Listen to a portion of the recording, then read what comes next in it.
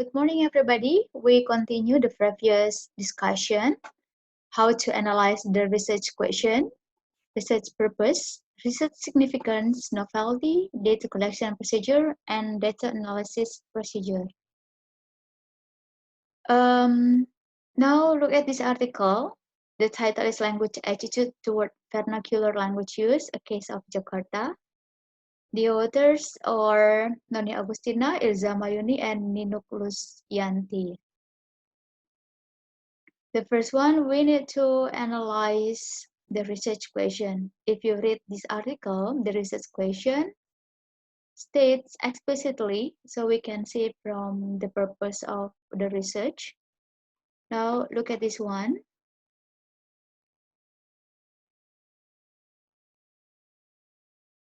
This is the purpose of the research.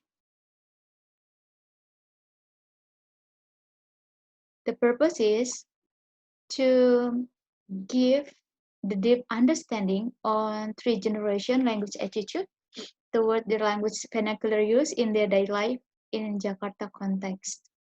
So from the purpose, we can identify the research question. The research question is, how is Jakartans people attitude toward their language vernacular use in their daily life? So we can identify the research question from this research purpose. Okay, next.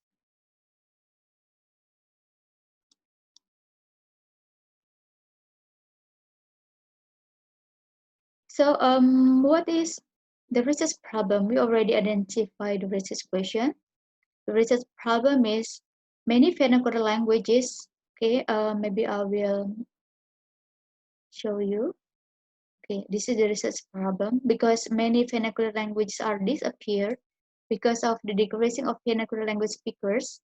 And from 746 vernacular languages in Indonesia, and 296 suspected disappeared or endangered because of some factors.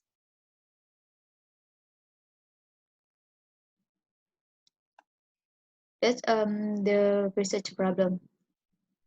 Now, how about the research novelty? If we want to find research novelty, we must find the previous studies conducted by the previous researchers.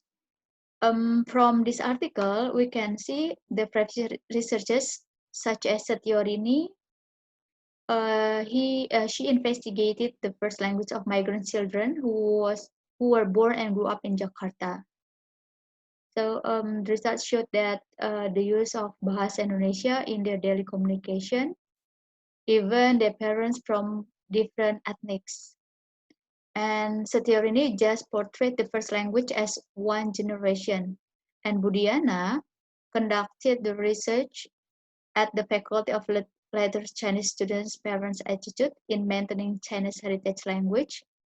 And the finding indicated that their parents had positive attitude to maintain their Chinese language in Semarang. So in Budiasa research, just focused on the parents' perception. And why the study is different from the previous studies? Because the studies have not explored the language attitude from the three generations, from parents, children, and grandchildren toward their vernacular language use. So why this study conducted? Because want to investigate the perception from those generation, parents, children, and grandchildren. So wants to fill the gap from the previous research. And then we already analyzed the research novelty. Now we go to research significance that I already mentioned before. We can find the research significance at the last part of the research. We can find in conclusion. And I will show you the research significance. Okay, we can see from these sentences. I will highlight. Okay, the study has the implication to portray the phenomena of language attitude across the three generations of Jakarta inhabitants toward the vernacular language use that is mostly of those three generations use Bahasa Indonesia as the national and official languages. So the research can give contribution to portray the language attitude from three generations in Jakarta case. And from the research show that some of generation have the positive attitude toward the vernacular language. Mostly they are from the first and second and third generation have the positive, but only just some of the participants have negative attitude toward their vernacular language because they think that vernacular language is not relevant used in Jakarta. But mostly they think that vernacular language um, is not the majority of the language. And then we can sum up from this research, most of the participants had a positive attitude toward their vernacular language. And then we back to the research methodology. Okay, the research methodology, the approach used, is qualitative approach,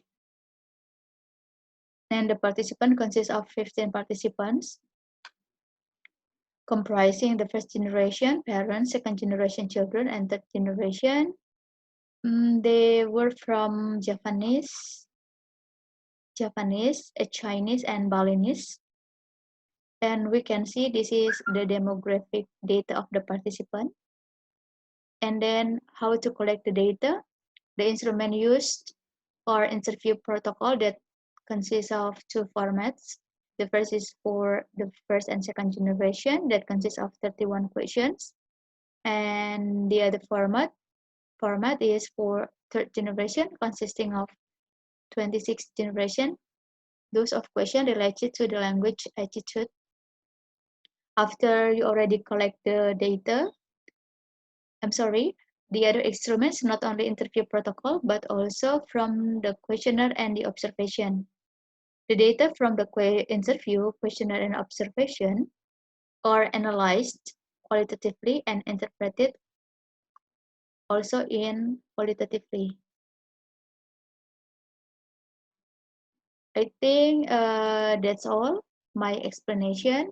See you next week. Bye.